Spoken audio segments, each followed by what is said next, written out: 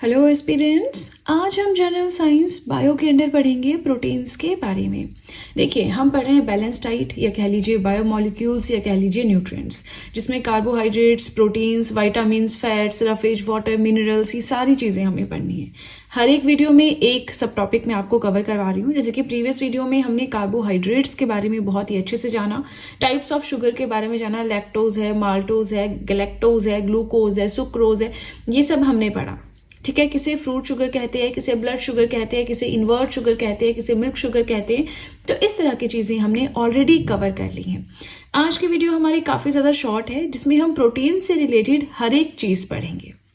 आपसे बस इतनी सी रिक्वेस्ट है कि वीडियो के साथ में नोट्स बनाते चलें, क्योंकि ये नोट्स आपके लिए बहुत ही ज़्यादा इंपॉर्टेंट प्रूव होंगे अगर आप पूरे होल हार्टेडली अगर आप इन नोट्स को फॉलो करते हो।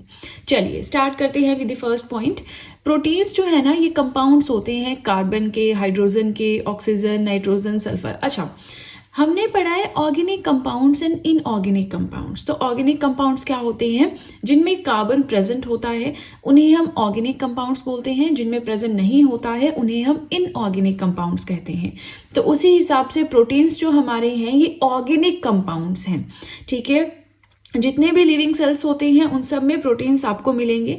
हमारी बॉडी का जो 15% पार्ट होता है वो प्रोटीन से मिलकर ही बना होता है, और ये एनर्जी प्रोवाइडिंग न्यूट्रिएंट्स होते हैं।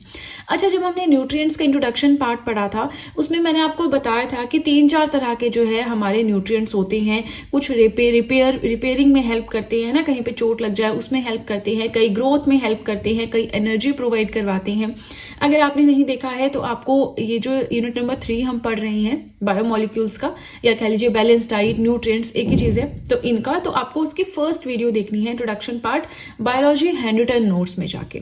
ठीक है, तो प्रोटीन्स क्या करते हैं? हमें एनर्जी प्रोवाइड करवाते हैं, हमें काम करने की ऊर्जा देते हैं। ठीक है, तो प्रोटीन्स ये चीज़ करते हैं। इसके अलावा कार्बोहाइड्रेट्स जो हैं हमने पढ़ रखे हैं, वो भी एनर्जी प्रोवाइडिंग न्यूट्रिएंट्स हैं। अच्छा, ये जो पॉइंट्स होते हैं ना, ये जो हम साइंस में पढ़ते हैं, ये एक दूसरे से रिलेटेड नहीं होते। जैसे हम एंशिएंट हिस्ट्री में मान लीजिए अशोका के बारे में पढ़ रहे हैं, बृहदत्त के बारे में पढ़ रहे हैं, तो उसमें कहानी चलती है। हम गौतम बुद्ध के बारे में पढ़ रहे हैं तो उनकी कहानी चलती है, उनका जन्म हुआ, उनके माता पिता, उनकी शादी, बच्चे, इस तरह से चलता है। यहाँ पे ना कोई कहानी नहीं होती, तो इसलिए हर एक पॉइंट आपने ध्यान से सुनना है, क्योंकि हर एक पॉइंट से क्वेश्चन बन सकता है। एग्जामिनर कहीं से भी क्वेश्चन बना सकता है, क्योंकि आजकल कंपटीशन इतना ज्यादा हाई है, तो क्वेश्चन कहीं से भी बनेगा। तो कहानी फॉर्म में आपको नहीं मिलेगा, आपको वैसे ही समझना होगा। ठीक है, चलिए ये समझ लिया, एनर्जी प्रोवाइडिंग न्यूट्रिएंट्स होते हैं और ये इंपॉर्टेंट होते हैं ह्यूमन बॉडी की ग्रोथ एंड रिपेयरिंग के लिए। ग्रोथ माने बढ़ोतरी के लिए, रिपेयरिंग माने कहीं पे चोट लग गई तो उसको कवर अप करने के लिए। ठीक है, अब ये जो प्रोटीन्स हैं एमिनो एसिड से मिलकर बने होते हैं। एमिनो एसिड्स 2 तरह के होते हैं, एक होते हैं हमारे एसेंशियल एमिनो एसिड्स, एक होते हैं नॉन एसेंशियल एमिनो एसिड्स।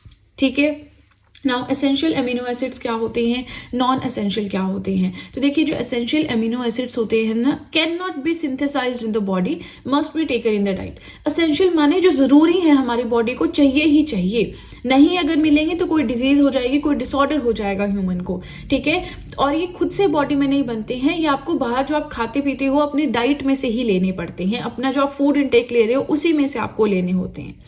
दूसरे होते हैं नॉन एसेंशियल एमिनो एसिड्स, जो जरूरी नहीं आपकी बॉडी को मिले, ना भी मिले तब भी चलेगा। इस तरह के जो एमिनो एसिड्स हैं ये हमारी बॉडी में ही बनते हैं। ठीक है, हमें इन्हें बाहर से लेने की जरूरत नहीं होती, क्योंकि इतने एसेंशियल नहीं है।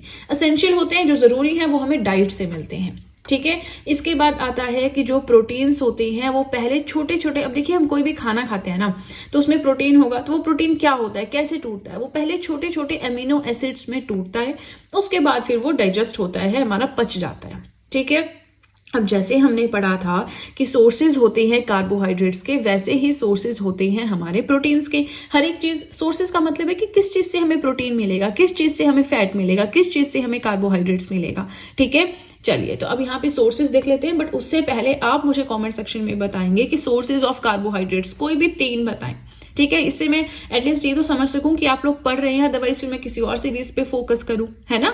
चलिए नाउ, प्रोटीन्स के सोर्स, मतलब प्रोटीन हमें किससे मिलता है? ग्राउंड नट्स हैं, सोयाबीन है, सोयाबीन बहुत अच्छा सोर्स है प्रोटीन का, पल्सेस, दालें, फिश है हमारी, एग्स है, मिल्क है, इन सब से।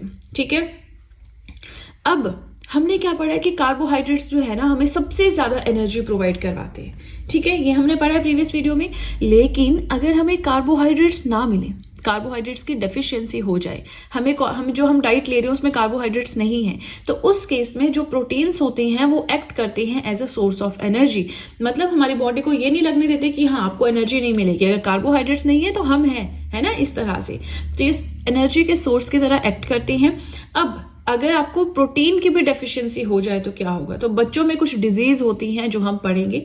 लेकिन उससे पहले आपसे रिक्वेस्ट है, वीडियो पसंद आ रही हो लाइक करते चलें, नोट्स जरूर बनाएं। देखिए ये चीज ना करें कि अभी हम देख लेते हैं, पढ़ लेते हैं, एग्जाम आ रहा है, बाद में नोट्स बनाएंगे। देखिए 2 दिन में, 10 दिन में, 20 दिन में या 50 दिन में पढ़ के एग्जाम क्लियर नहीं होता है, वो भी गवर्नमेंट, आपको समझना होगा। 1 या 2 साल आपके कहीं नहीं जाते, आपको प्रिपेयर करना होगा बहुत अच्छे से, तब जाके एग्जाम क्लियर होता है। बाकी आपका लक है कि आपने पढ़ा और एग्जाम में वही आ गया, हो गया। बट ये चीज अब लक भी नहीं चलता है ना, कंपटीशन बहुत हाई है, हर एक इंसान प्रिपेयर कर रहा है।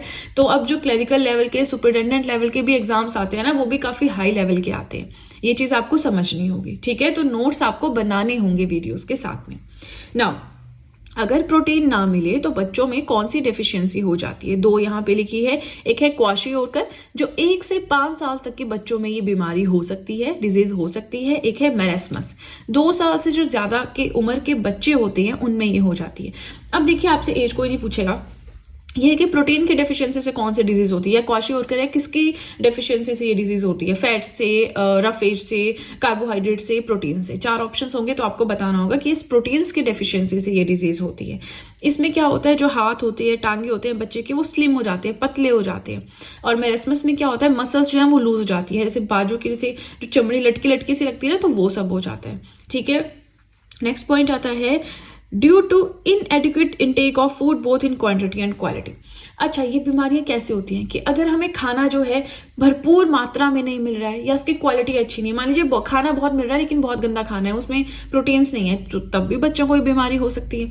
या फिर हो सकता है खाना बहुत अच्छा मिल रहा है लेकिन बहुत कम क्वांटिटी में है ना, उससे बच्चे की जो रिक्वायरमेंट है, उसका पेट नहीं भर रहा है, उसकी जरूरत पूरी नहीं हो रही है, तो तब भी ये बीमारी हो सकती है। क्वालिटी एंड क्वांटिटी दोनों में अगर कॉम्प्रोमाइज होता है और फूड अच्छे से नहीं बच्चा ले रहा है, तब जो है उसे प्रोटीन की डेफिशिएंसी हो सकती है। मतलब जिस खाने में प्रोटीन हो, ऐसा खाना उसको ना मिल रहा हो उस केस में, ठीक है। तो मैंने पहले ही कहा था बहुत छोटा सा वीडियो है, ध्यान से सुनना है। अगर आपने वीडियो के साथ में नोट्स बनाए हैं और अगर आप मेरे साथ कंटिन्यू नोट्स बना रहे हैं, बहुत अच्छे से नोट्स जल्द ही आपके साइंस के बनकर तैयार हो जाएंगे, ठीक है ना। चलिए, तो आज के लिए इतना ही। वीडियो पसंद आए तो लाइक ज़रूर कीजिएगा। आपको बताना चाहूँगी कि आप चाहें तो मुझे टेलीग्राम पे ज्वाइन कर सकती हैं, टेलीग्राम अकाउंट पे। आप चाहें तो मुझे इंस्टाग्राम पे फॉलो कर सकते हैं। आप चाहें तो GS हैंडरिटन नोट्स परचेज कर सकते हैं।